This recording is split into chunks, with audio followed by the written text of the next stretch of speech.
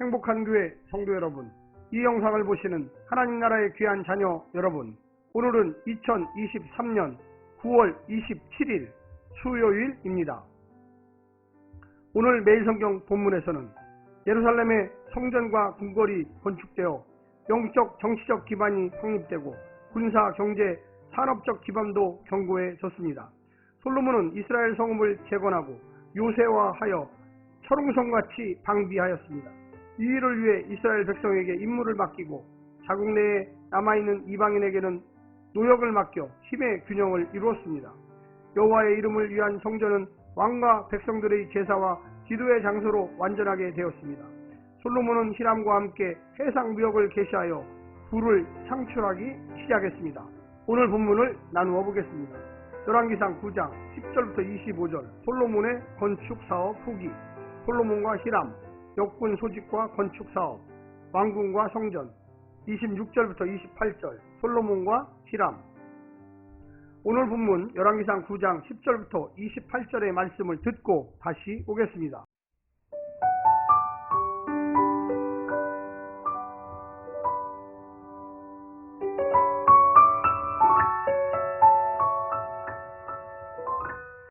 솔로몬이 두 집 곧 여호와의 성전과 왕궁을 20년 만에 건축하기를 마치고 갈릴리 땅의 성읍 20곳을 히람에게 주었으니 이는 두로 왕 히람이 솔로몬에게 그 온갖 소원대로 백향목과 잣나무와 금을 제공하였습니다.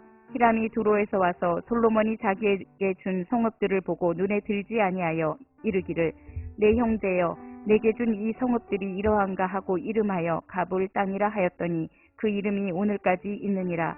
히람이 금 120달란트를 왕에게 보내었더라. 솔로몬 왕이 역군을 일으킨 까닭은 이러하니 여호와의 성전과 자기 왕궁과 밀로와 예루살렘 성과 하솔과 무깃도와 게셀을 건축하려 하였습니다. 전에 애굽 왕 바로가 올라와서 게셀을 탈취하여 불사르고 그 성읍에 사는 가나안 사람을 죽이고 그 성읍을 자기 딸 솔로몬의 아내에게 예물로 주었더니 솔로몬이 게셀과 아레 벳호론을 건축하고 또 바알락과 그 땅에 들에 있는 다드몰과 자기에게 있는 모든 국고성과 병거성들과 마병의 성들을 건축하고 솔로몬이 또 예루살렘과 레바논과 그가 다스리는 온 땅에 건축하고자 하던 것을 다 건축하였는데 이스라엘 자손이 아닌 아모리 사람과 헷 사람과 브리스 사람과 히위 사람과 여부스 사람 중 남아있는 모든 사람 곧 이스라엘 자손이 다 멸하지 못하므로 그 땅에 남아있는 그들의 자손들을 솔로몬이 노예로 역군을 삼아 오늘까지 이르렀으되 다만 이스라엘 자손은 솔로몬이 노예를 삼지 아니하였으니 그들은 군사와 그 신하와 고관과 대장이며 병거와 마병의 지휘관이 됨이었더라. 솔로몬에게 이를 감독하는 우두머리 550명이 있어 일하는 백성을 다스렸더라.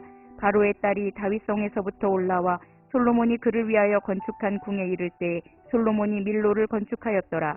솔로몬이 여호와를 위하여 쌓은 제단 위에 해마다 3번씩 번제와 감사의 제물을 드리고 또 여호와 앞에 있는 제단에 분향하니라. 이에 성전 짓는 일을 마치니라. 솔로몬 왕이 에돔 땅 홍해 물가의 엘롯 근처 에시온 게벨에서 배들을 지은지라. 히람이 자기 종 곧 바다에 익숙한 사공들을 솔로몬의 종과 함께 그 배로 보내매 그들이 오빌에 이르러 거기서 금 420달란트를 얻고 솔로몬 왕에게로 가져왔더라.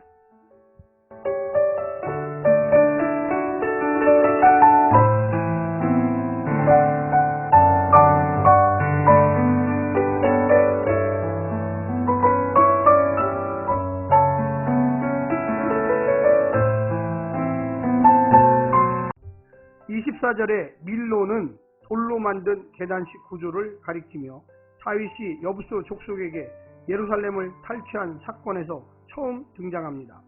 다윗은 예루살렘의 시온 산상에 정착하면서 밀로로부터 안쪽으로 사방을 건설했습니다.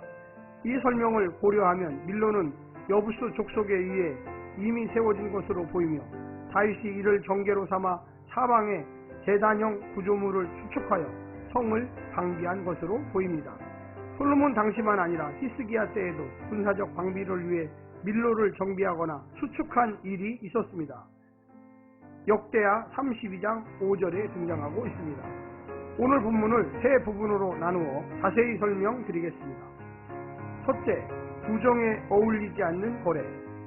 성전이 건축되고 성전 기구들이 만들어지는 데 있어서 히람의 도움과 우정에 크게 빚을 졌습니다. 하지만 솔로몬이 그 대가로 준 갈릴리의 성읍들을 본 히람은 실망하여 가불 땅이라고 이름을 정할 정도였습니다. 맑은 호의를 형편없는 경제 논리로 갚는 솔로몬의 태도가 불안합니다. 세상은 성공적인 거래라고 칭송하겠지만 하나님 나라에서는 그러면 안 됩니다. 불공정한 거래로 형제의 마음을 상하게 하는 것은 죄악이요 은혜를 받은 언약 백성의 도리가 아닙니다. 불의한 이익을 위해 아무것도 아닌 것 가부를 세상에 줄 때 세상은 우리가 추구하는 하나님 나라를 아무것도 아닌 것으로 여길 것입니다. 두 번째는 끊이지 않는 건축. 하나님이 명하신 성전과 통일왕국의 왕국을 짓는 일은 불가피했습니다. 하지만 20년은 너무 긴 시간이었습니다. 그게 전부가 아닙니다. 솔로몬이 지배하는 동안 나라 전역은 공사판이었습니다. 건축 공사가 끊이지 않았습니다. 성전과 왕궁을 지키기 위하여 위성 성곽들, 곡식을 저장하는 국구성과 병거를 두고 마병을 쉬게 하는 병거성, 바로에게 잘 보이려고 그의 딸을 위해 밀로성도 건축했습니다. 백성의 피로감이 얼마나 컸을지를 짐작해 보십시오. 나중에 그의 아들 르호보암에게 노역의 짐을 덜어달라고 원로들이 호소할 정도였습니다. 애굽의 바로 밑에서 노역했던 시절과 얼마나 달랐을까 싶습니다. 내 욕망의 아석을 쌓는데 민첩하고 지혜로울 때 우리는 이웃에게는 아픔을 주고 하나님 나라를 망가뜨릴 수 있다는 것을 기억해야만 하겠습니다. 마지막 세 번째는 가나안 사람들을 노예로. 이스라엘 백성뿐만 아니라 진면하라고 했는데 살려둔 가나안 민족들을 건축 사업의 자원으로 부려먹었습니다. 죽이라는 하나님의 명령을 어기기를 잘했다 생각할 것입니다. 이스라엘 백성들을 그들의 공사 감독으로 삼아 대형 건축 공사를 진행했습니다. 지혜로운 행정력이라고 세상은 칭송할지 몰라도 어느새 바로의 지배 아래서 강제 노동에 시달리던 잔악한 시절로 돌아갔으며 이제 그들이 바로의 역할을 맡고 있습니다. 배를 만들어 탁월한 해상 무역을 전개할 만큼 지혜로웠고 나라는 더욱 강성해졌지만 하나님만큼이나 바로의 선심을 사려고 하는 솔로몬이 앞으로 어떻게 변할지 장담할 수는 없습니다. 이렇게 강성한데도 하나님의 눈치를 살피는 왕이 될 수가 있겠습니까? 사랑하는 성도 여러분, 우리가 이 땅에서 좀 잘 살게 되고 건강하게 되고 좀 생활이 편다고 하나님을 무시한다면 큰 오산입니다. 오늘 하루도 주의 말씀을 묵상하시고 온전히 평생에 걸쳐서 순종하시기를 간절히 부탁드립니다. 샬롬.